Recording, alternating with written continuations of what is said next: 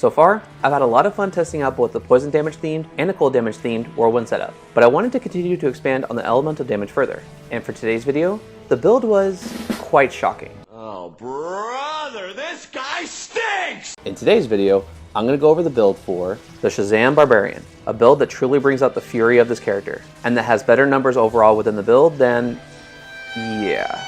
I'm going to go over the attributes, the skill tree, the gear for my character and my mercenary, and afterwards I'm going to show you guys some gameplay so you could see this build in action.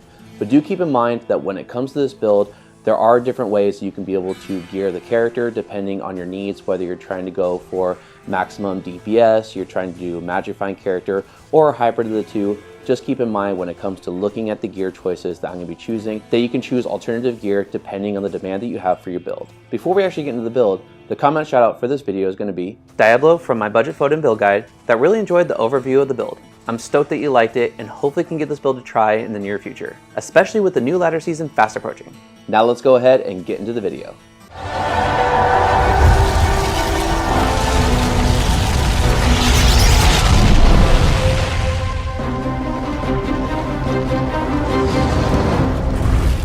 For the attributes, there's enough strength to be able to equip my gear, with a few added points to be able to equip Demon Limb for the buffing of the enchant proc. Then there's enough dexterity to be able to hit 10,000 attack rating once fully buffed up, and the remaining points are going to go into vitality.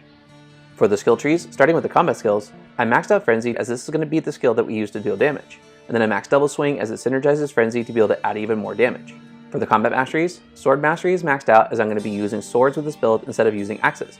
This way I don't have to worry about repairing my weapons. Then 1 point into increased stamina, increased speed, Iron Skin, and initially 1 point into natural resistance. Lastly, for the Warcry skill tree, Taunt is going to be maxed out as it synergizes Frenzy to add even more damage. Maxed out Battle Orders, 1 point into Battle Command, and with the last remaining point, I went and put it into Natural Resistance to be able to add even more resistances once Fade wears off.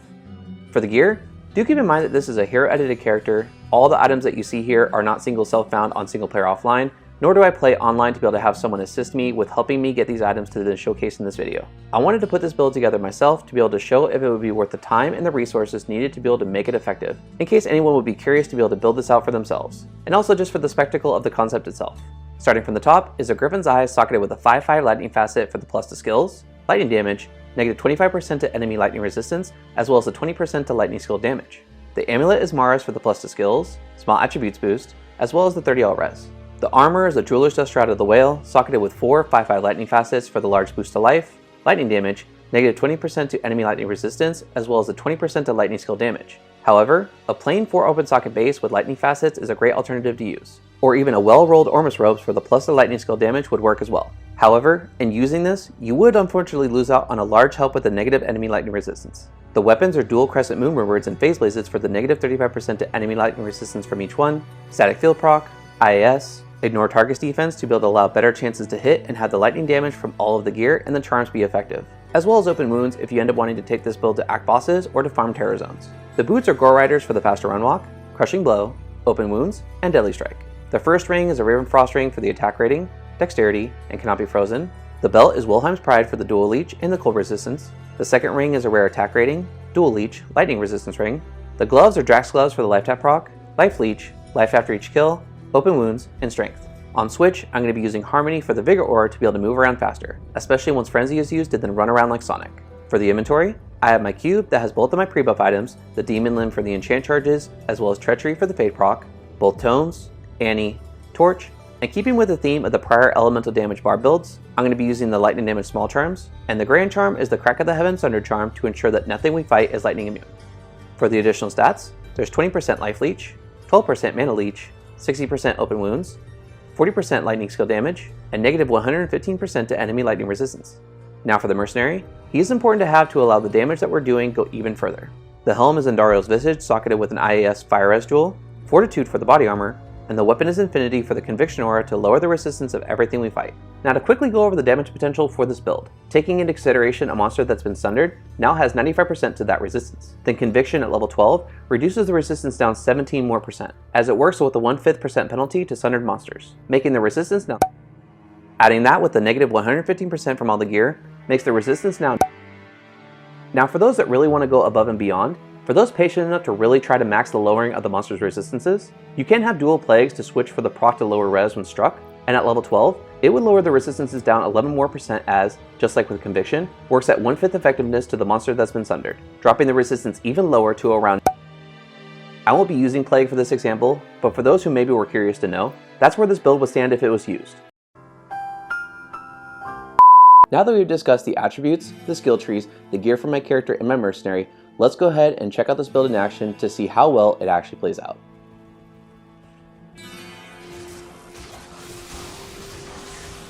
The build surprised me in how effective it was overall when testing it out all over the game. Seeing static field proccing quite often helped with being able to take out enemies quicker, and not having to worry about repairing my weapons was a huge relief in knowing that I could stay out fighting and not have to pick up every single pile of gold that dropped.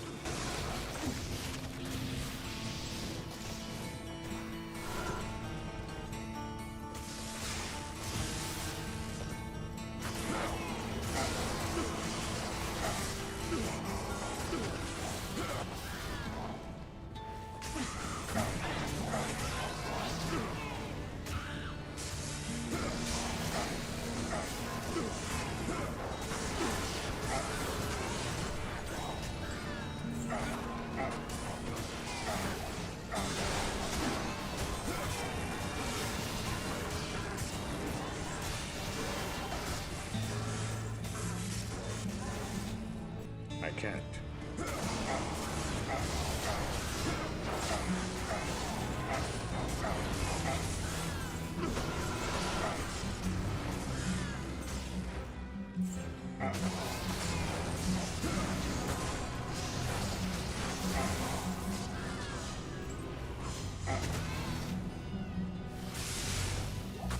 Because this build doesn't have any means of teleport, and with having one skill point remaining after all the necessary skills are maxed out, you can opt for putting one point in delete to be able to help you move around easier, especially if farming the Chaos Sanctuary and wanting to get through the last section of the River Flame a little bit faster. I personally didn't mind not having it, as it meant for more things for me to kill, but for those wanting more efficiency with their runtimes, it would be the better option to go with.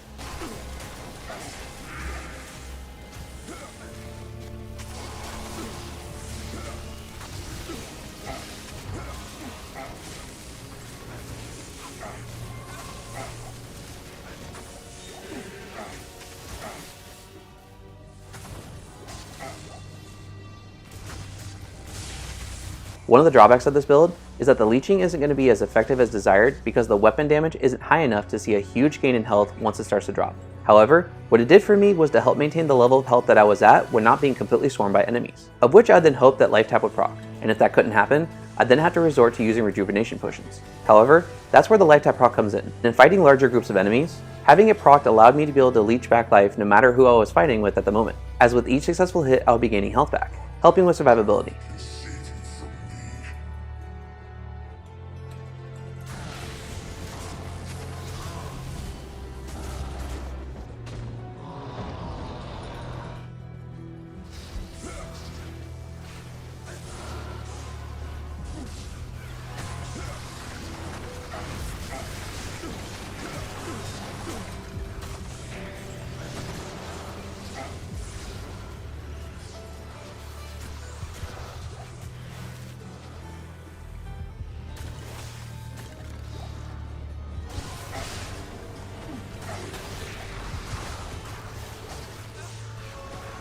I can't carry anymore.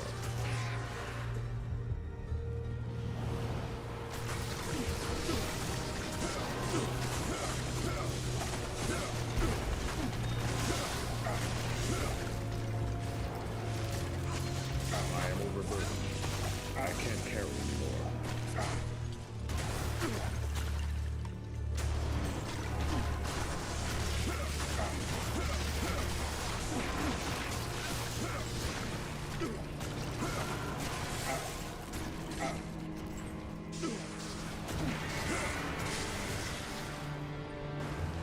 I can't carry anymore.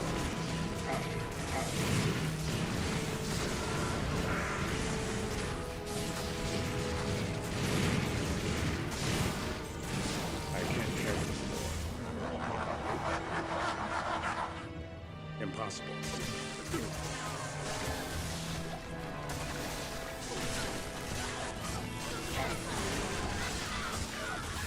I am overburdened.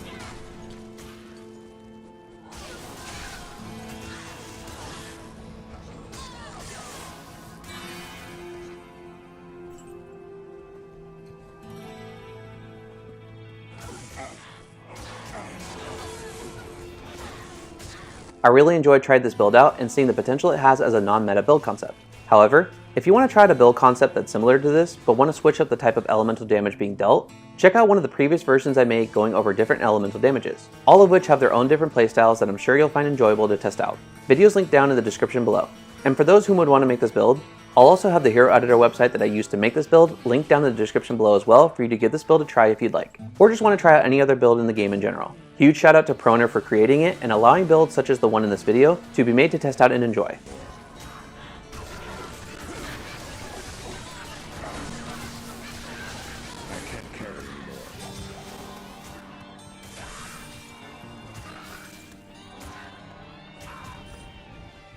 And just for fun, here's how the build will play out using Whirlwind, despite that Frenzy overall is going to deal more damage with this build concept.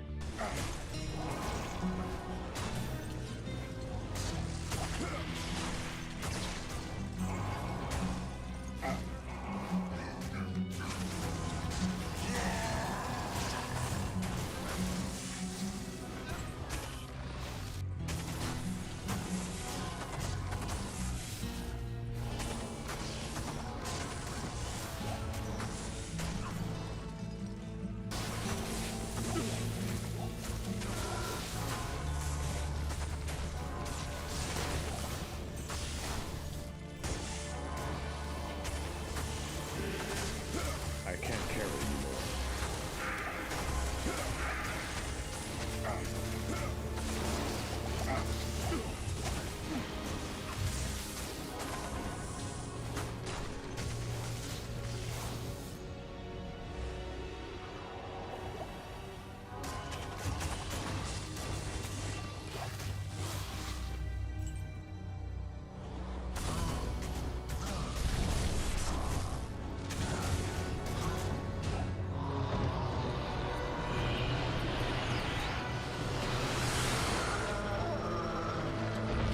And that's going to wrap it up for today's video. I hope you enjoyed it and were able to see if this build would be something that you would be interested in going into the future, and if anything, at least just enjoyed the video.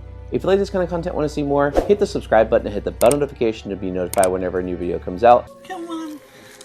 Come on. Come on, man. There you are. There you are. And if you like this video, please let me know by leaving a like. It really is appreciated to be able to help my channel to grow. And if you want to see more of my Diablo 2 Resurrected content, make sure to click the card in the corner up above to check out my Diablo 2 Resurrected playlist with a lot of videos already in it, with a lot more coming in the very near future. Other than that, I hope you guys are staying safe, and I'll see you guys in the next video. Take care.